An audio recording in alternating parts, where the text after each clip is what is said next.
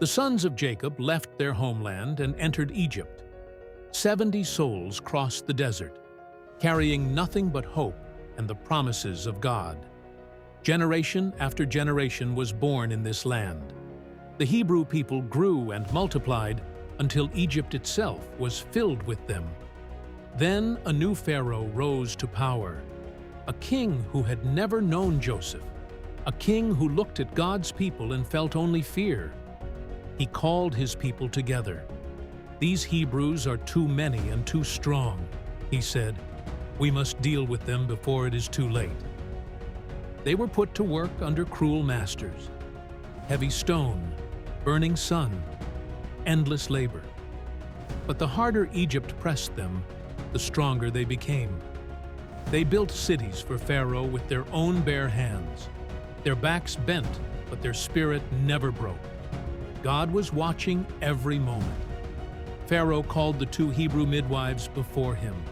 He gave them a terrible command, a command no God-fearing heart could ever obey. But Shiphrah and Puah feared God more than they feared any king. They refused. They let the babies live. Pharaoh summoned them again, furious. But the midwives stood firm. They answered him with courage and with wisdom. Because they chose God over Pharaoh, God blessed the midwives. He gave them families of their own. And his people kept on growing. Then Pharaoh made his darkest decree yet. Every Hebrew son that is born must be thrown into the river. He thought he could stop what God had already promised. A Hebrew mother held her newborn close and made a choice. She would protect him. She hid him for 3 long months, trusting God with every breath. When she could hide him no longer, she wove a small basket. She sealed every edge with her own hands. It was the hardest thing she had ever done. She placed him in the river. She let go. And in that moment of letting go, she placed her son entirely in the hands of God. His sister stayed close. Hidden among the reeds, she watched and waited. She would not leave him alone. Then Pharaoh's own daughter came to the river. She saw the basket. Something in her heart told her to open it.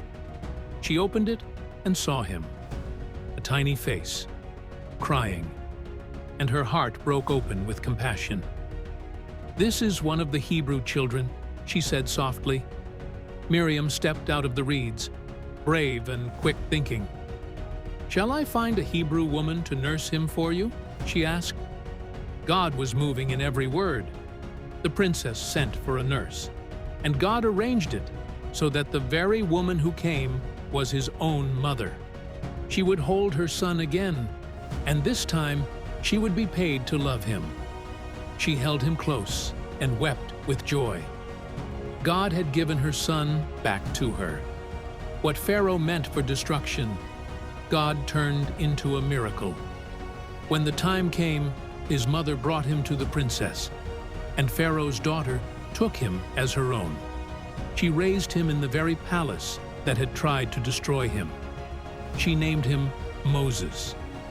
"Because I drew him from the water," she said, "a name born from a river, a life that God had already written before the world began."